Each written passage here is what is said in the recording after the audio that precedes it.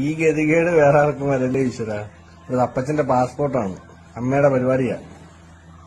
അത് എഴുതിയിരിക്കുന്ന സംഭവങ്ങളാണ്. ഫോൺ നമ്പര്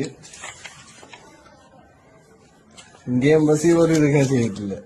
ശ്യാമള, കല്ലമ്പളം, രാജു, പത്രം, അമ്പലി ചേച്ചി, അത് കഴിഞ്ഞിട്ട് ബാക്കിൽ എഴുതിയിരിക്കുന്നതാ.